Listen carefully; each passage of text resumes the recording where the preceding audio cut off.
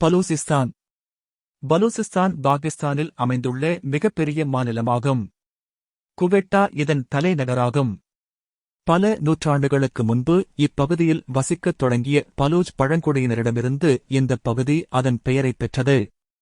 இந்தப் பகுதியின் மிகப்பெரிய பகுதி தென்மேற்கு பாகிஸ்தானில் உள்ளது.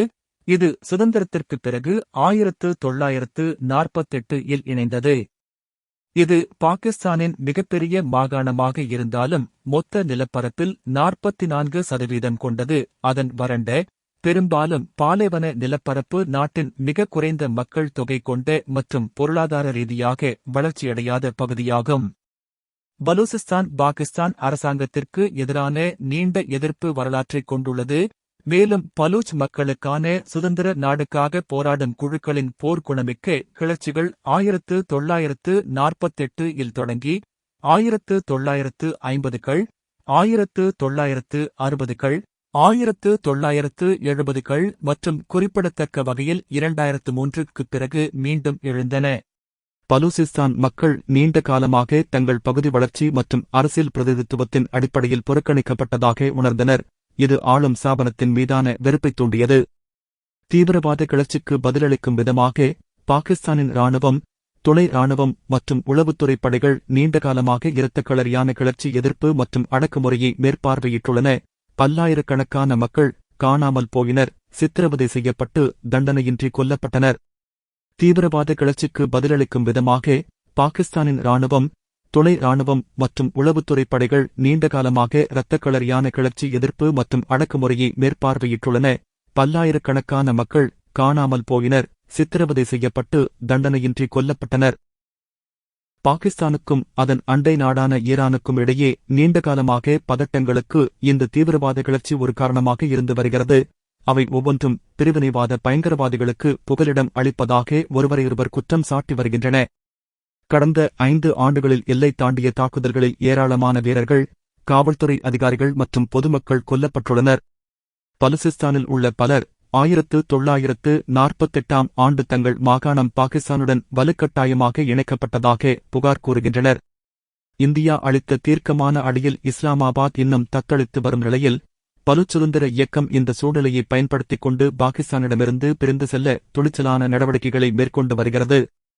இதற்கிடையில் பலூச் அமெரிக்க காங்கிரசின் பொதுச் செயலாளர் ரசாக் பிராந்தியத்தின் 70 முதல் 80 வரை சதவீதத்தின் மீதான கட்டுப்பாட்டை பாகிஸ்தான் இழந்துவிட்டதாக கூறியுள்ளார். பலூச் போராட்டத்தை ஆதரிக்குமாறு உலக சக்திகளை, குறிப்பாக இந்தியா மற்றும் அமெரிக்காவை ரசாக் வலியுறுத்தினார். சில நாட்களுக்கு முன்பு பலூச் ஆர்வலர் மிர் யார் பலூச் பாகிஸ்தானிடமிருந்து சுதந்திரம் கோரினார். பலூசிஸ்தான் பாகிஸ்தான் அல்ல என்று அவர் சமூக ஊடகங்களில் எழுதினார். அங்கு பலூசிஸ்தான் குடியரசு போன்ற ஹேஷ்டேக்குகள் முன்மொழியப்பட்ட தேசிய கொடிகள் மற்றும் வரைபடங்களின் புகைப்படங்களுடன் பிரபலமாகின. பஹல்காம் பயங்கரவாத தாக்குதலுக்குப் பிறகு இந்தியாவின் ஆபரேஷன் சிந்தூரை குறிப்பிட்டு நரேந்திர மோடி, நீங்கள் தனியாக இல்லை, உங்களுக்கு 6 கோடி பலூச் தேசபக்தர்களின் ஆதரவு உள்ளது என்று கூறினார்.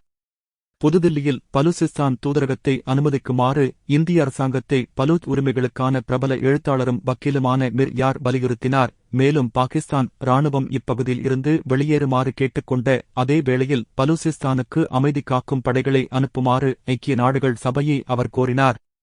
அவர் தனது ஒரு பதிவில், பயங்கரவாத பாகிஸ்தானின் வீழ்ச்சி நெருங்கி வருவதால் விரைவில் ஒரு சாத்தியமான அறிவிப்பு வெளியிடப்பட வேண்டும். நாங்கள் எங்கள் சுதந்திரத்தை கோருகிறோம். மேலும் பலூசிஸ்தானின் அதிகாரப்பூர்வ அலுவலகம் மற்றும் டெல்லியில் தூதரகத்தை அனுமதிக்குமாறு இந்தியாவை கேட்டுக்கொள்கிறோம் என்று கூறினார். சர்வதேச சமூகத்திற்கும் அவர் ஒரு வேண்டுகோள் விடுத்தார். பலூசிஸ்தான் ஜனநாயக குடியரசின் சுதந்திரத்தை அங்கீகரிக்க ஐக்கிய நாடுகள் சபையையும் நாங்கள் கேட்டுக்கொள்கிறோம். மேலும் அங்கீகாரத்திற்கான உங்கள் ஆதரவை வழங்க அனைத்து ஐநா உறுப்பினர்களின் கூட்டத்தையும் கூட்ட வேண்டும். பணப்பரிமாற்றம் மற்றும் பாஸ்போர்ட் அச்சிடுவதற்கு பில்லியன் கணக்கான நிதி விடுவிக்கப்பட வேண்டும் என்று அவர் மேலும் கூறினார்.